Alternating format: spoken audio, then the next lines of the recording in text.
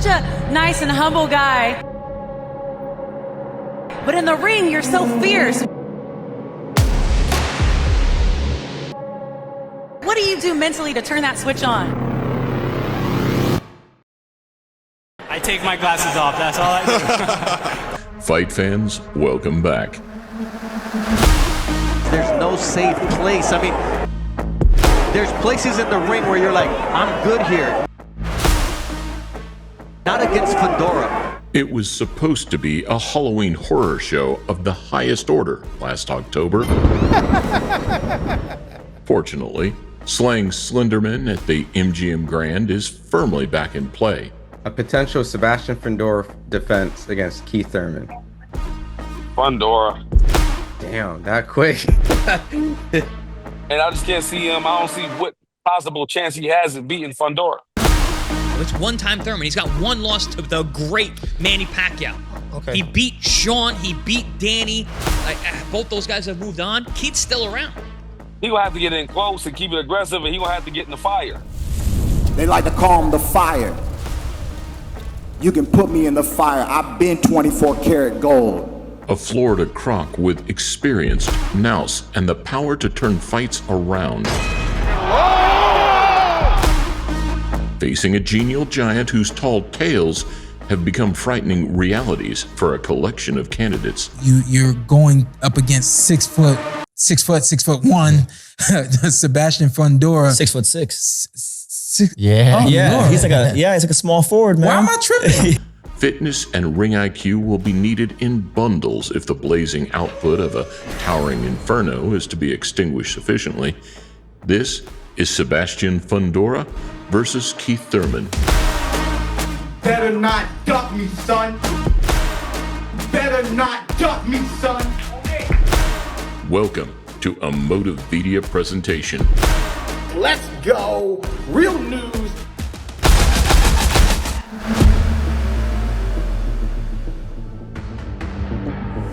It's taken a while for Sebastian Fundora to become a serious player.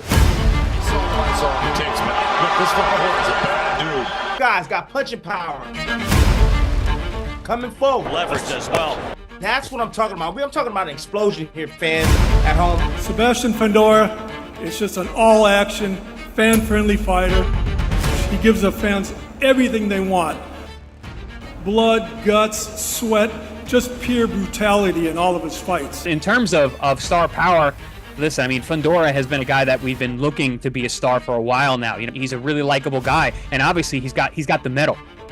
Once cast within the Nikolai Valuev mold of circus attraction, the early incarnation of this designated dollism loved a scrap before realizing his dimensions could be utilized effectively.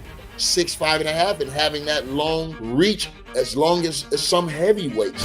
Those are advantages that no trainer should want to tell his fighter to give away. You mix it up on the inside, you tended to do that a lot. His height is used as an inside fighter. It's kind of strange, you know, but it's not the first guy we've seen that likes to fight on the inside as a tall guy. I remember Diego Chico Corrales was very good at doing the same thing. Using that. See, look what it does. He's 6'6", hits hard, has a good inside game. Yeah, we're growing. We're getting older. We're taking pretty tough fights, learning on the job, and now we're getting there where we're at the top. You have worked your entire life to become a world champion, and now you're going to be entering that ring tomorrow as unified champion. We just got to prove again why we're here. Is there anything? After smashing Chordale Booker in 4 rounds, he timed it perfectly, and speaking of great timing, who does the towering Inferno want next? A rematch removal of Tim Tszyu left some scratching their heads as to when Fundora would seek unification opportunities in one of boxing's hottest divisions. That's what I've liked about this division. Everybody's fighting everybody, and we all move. You know, the belts move back and forth because people actually fight each other.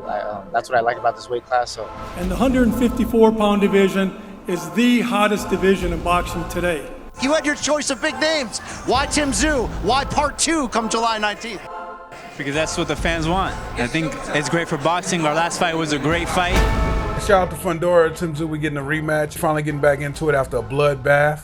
I'm going to pick Fundora in this one. I think Fundora gets a stoppage. This was a rematch of a somewhat controversial fight from last year where the cut that was on the head of Tim Tszyu early on affected him. There was no cuts in this one. There was no doubt either who the better fighter was, Sebastian Fundora. That right hook hurt Tim Tszyu. The thing that was his unending was when he landed the big shot.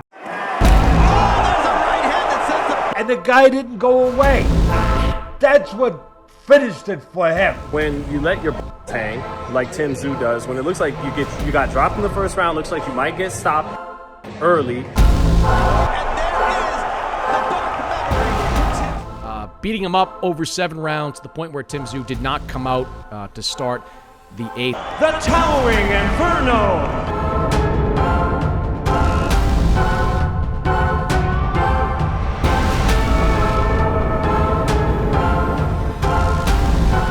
Remember, that's what it goes down as in the record books is RTD, right? On BoxRec, you retired on your stool. And that's what Tim Tszyu did tonight. He retired on his stool. Were you surprised that it didn't come out? No. I told you guys earlier this week that. Congratulations. He's one tough Victory belongs to Sebastian Fundora. Tall doesn't equal invincible. Just ask Brian Mendoza, who catapulted a punch from the gods to take out a man who wouldn't look out of place next to Benavidez or Fury. Where do you feel like you're going to be successful against Sebastian Fundora? We're just ready to go. I really don't care what kind of fight it is. We'll make the adjustments and just to get the job done. How was the preparation going up against a 6'6" guy? The whole month of March, I actually brought in Mike Fox. Yeah. And That's he's a good, 6'4" welterweight southpaw.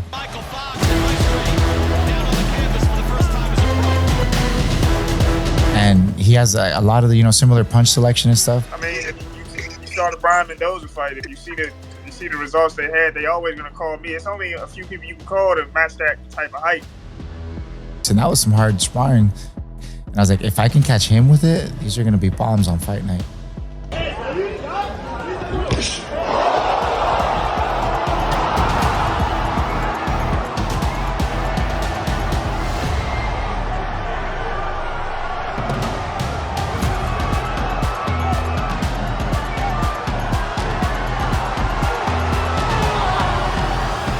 He just got caught with that one shot, bro. I think he was doing everything that we were doing perfect. And that just one shot changed everything, man. That one shot, bro. And we saw Mendoza land a crushing blow that knocked Fundora out. Unless he learns how to really fight tall and not stand straight up and just fight with guys, he's going to be that skyscraper. And there's going to be a lot of windows to break. But against Tszyu, I give him credit. He did know how to fight tall a little bit better. And obviously, he's looked good since then. The Coachella native holds an abundance of heart and guts to complement his sizable cheat codes, which is why his next opponent will need to roll back the years to repeat the Mendoza trick. Once upon a time, Keith Thurman was known as One Time, a feared finisher presented in some quarters as a legitimate threat to the Mayweather record. Yeah! We heating up now, baby! Oscar De La Hoya, Sugar Ray Leonard. You know my name! DDE! The legendary weight class, welterweight division. That's my division. I get to live my dream and follow the footsteps of people like you, man, and just box, baby. Introducing Keith One Time! I've established myself in that division. Fight to kick things up. Keith One Time Thurman! If there's any a time for me to test the waters and try to take over a division,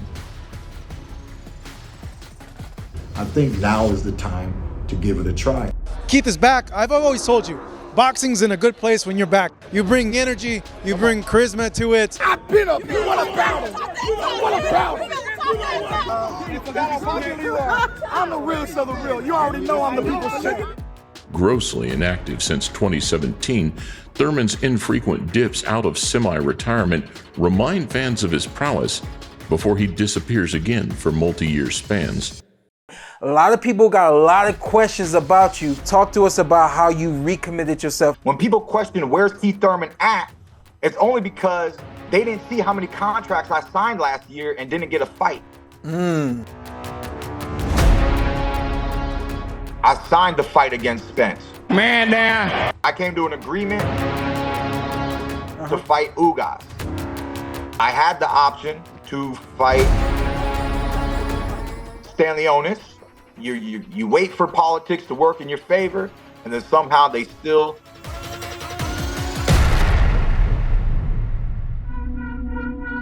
wiggle out, you know?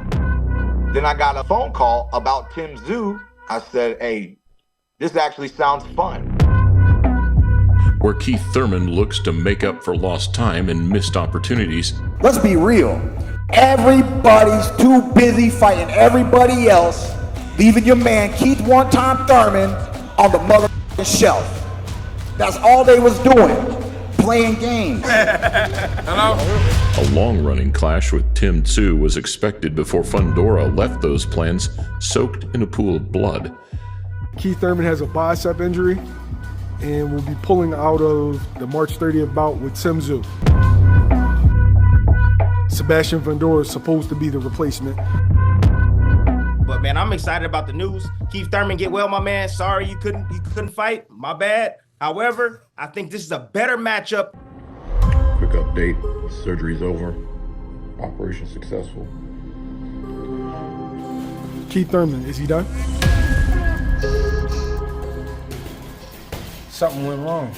Cause I didn't know he was having all these injuries. I was there.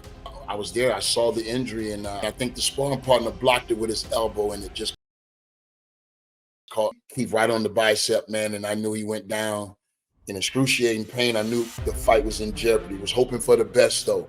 We'll be right back in this game real soon.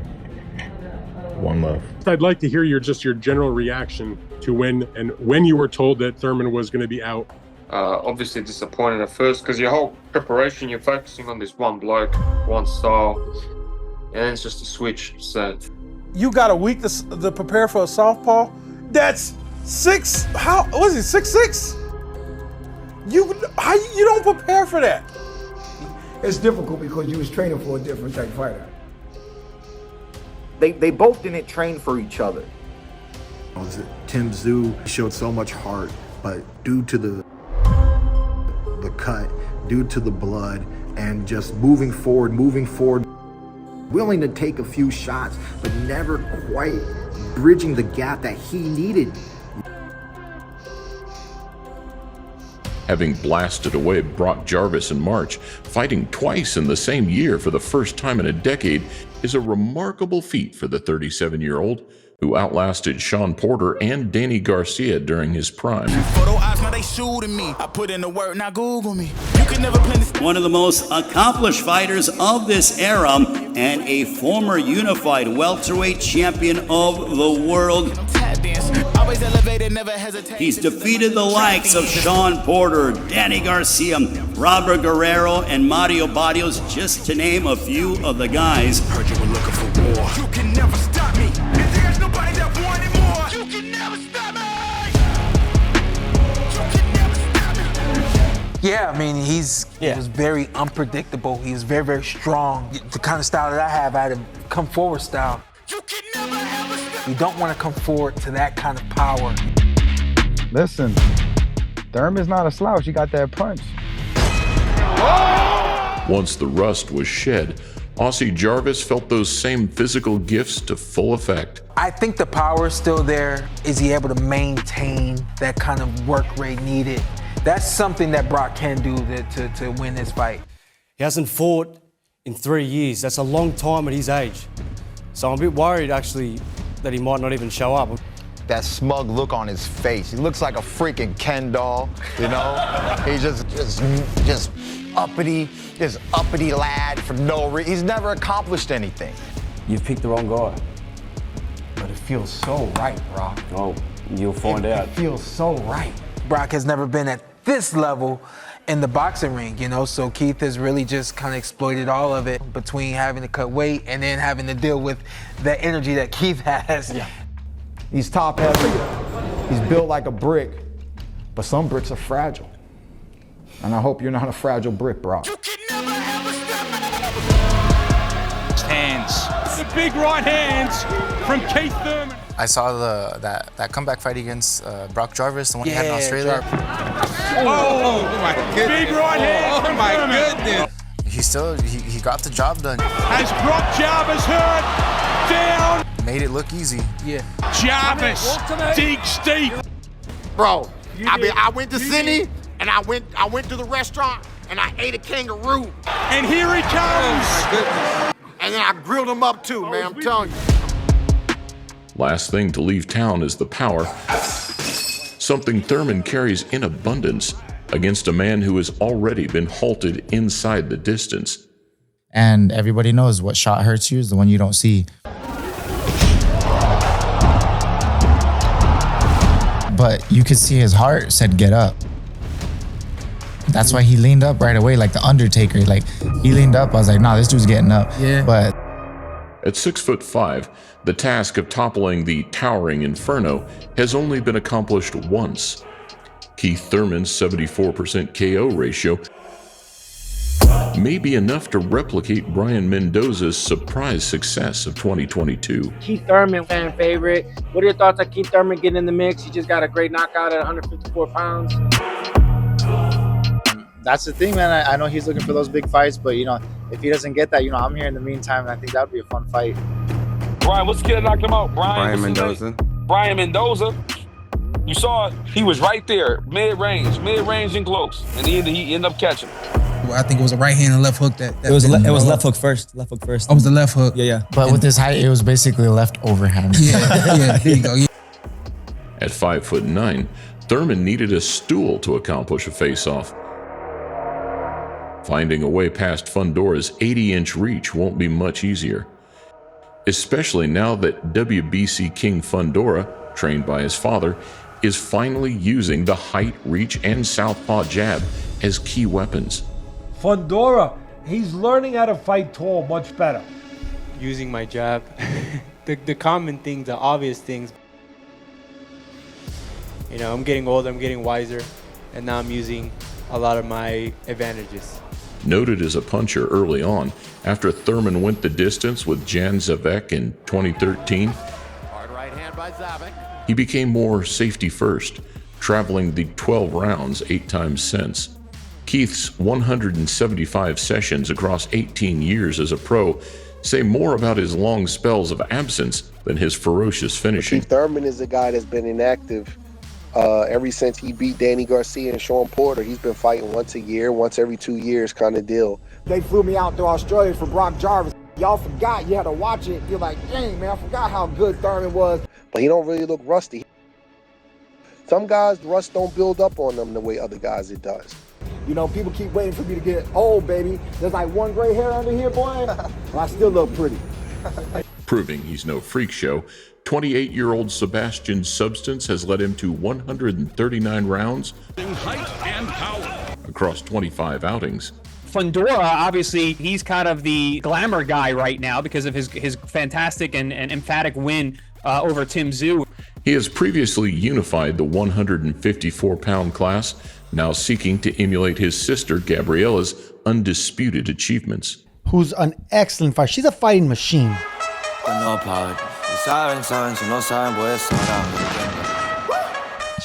She has great technique. She has great power, great pop in her punch.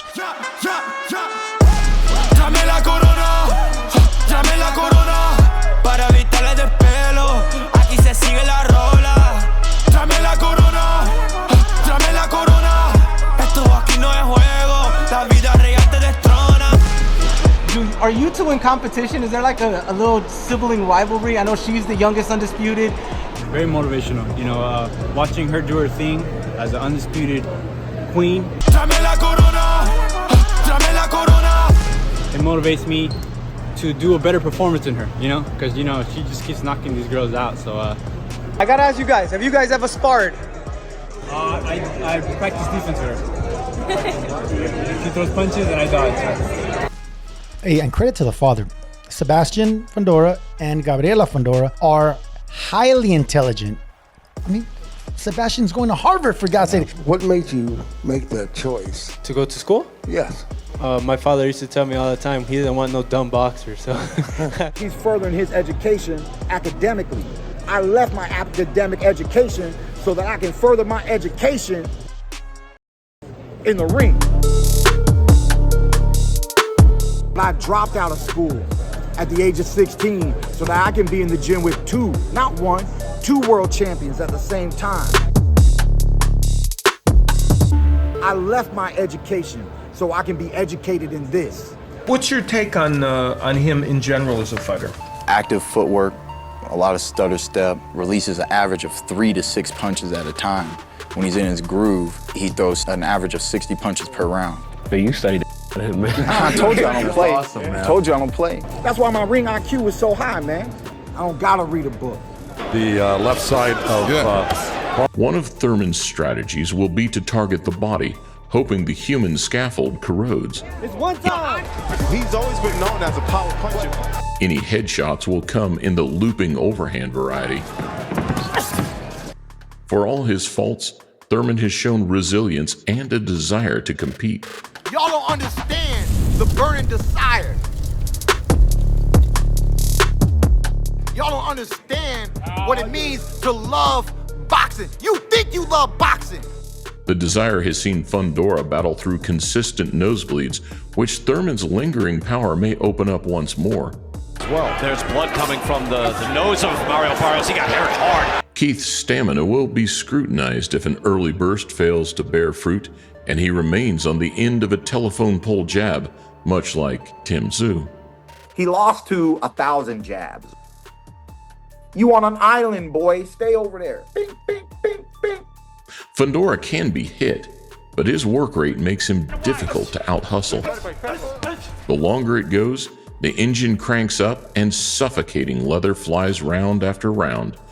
Just ask Erickson Lubin, Right hook, and Fundora was on shaky legs. who scored a knockdown but found his face rearranged and resolve overwhelmed by a super welterweight anomaly. Another uppercut. Fundora. He was spamming uppercuts on you. He looked. That's how I do it. Undisputed. He was spamming uppercuts on you. You know what I'm saying? Doing that. I'm tough, I'm built tough, and I'm looking forward to a rematch with Fundora. Thurman's own faltering frame has faltered in the past. You know how we're gonna get Thurman, right? We're gonna go right down to the body, because Thurman doesn't like the body shots.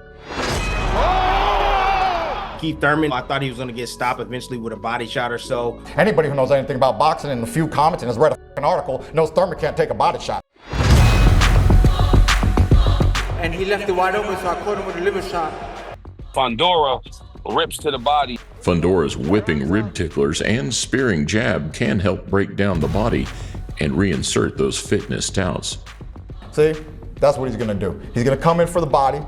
I'm gonna see it from a mile away. We're gonna go. It's just easy work. Thurman's prior status as a unified belt holder has seemingly snared him this opportunity, as there has been no world title around his waist for over 6 years. Memories remain of a seasoned entertainer, fast of hand and chatter. I deliver. I'm like Uber Eats, but better, baby. I'm coming on time.